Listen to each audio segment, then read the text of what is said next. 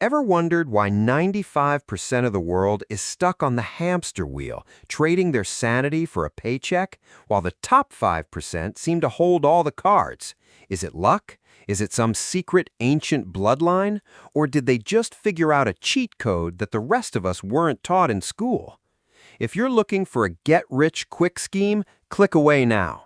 But if you are ready to stop playing small and finally build a legacy that changes your family's trajectory for the next 7 generations, you're in the right place. Welcome to Wealth Root. Today, we're peeling back the curtain on the life of J. Paul Getty, the man who became the world's richest private citizen during the Great Depression, an era when everyone else was losing their shirts. Let's get into the mindset of a titan. Chapter 1. The Millionaire Mindset versus the Slave Mentality. Most people think success is a lottery. J. Paul Getty argued the opposite. Wealth isn't a stroke of luck, it's a mental game. First, let's talk about the slave mentality. If you do what everyone else is doing, you get what everyone else has: debt, stress, and a life measured by the weekend. Most people seek security, a safe job, fancy toys on credit, and a lifetime spent paying interest to a bank. Getty called this the ultimate trap. During the 1930s, when the economy cratered and everyone was panic selling assets for pennies on the dollar, what did Getty do? He bought oil fields. People called him insane, but Getty understood something crucial.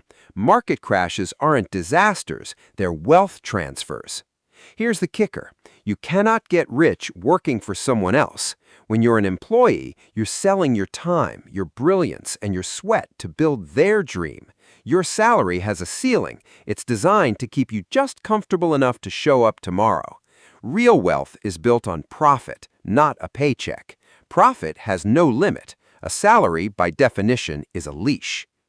Chapter 2. The Art of Business, the Rules of the Elite.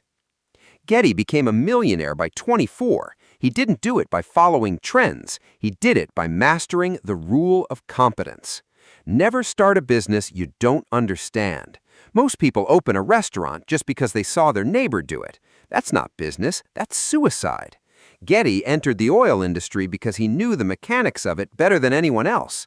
You should know your business so well that even at 3 a.m., deep in a sleep-deprived state, you could explain every moving part of it. The golden rule of scaling. When you start making profit, don't buy a luxury car, don't upgrade your office, reinvest every single cent back into the business. While the average person increases their lifestyle as their income rises, a true entrepreneur increases their assets. Finally, stop fearing risk.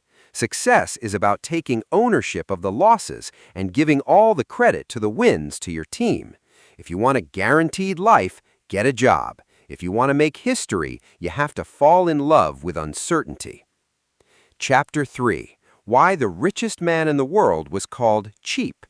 This is the most controversial part of Getty's life. He was a billionaire, yet he famously installed a payphone in his mansion for guests to use.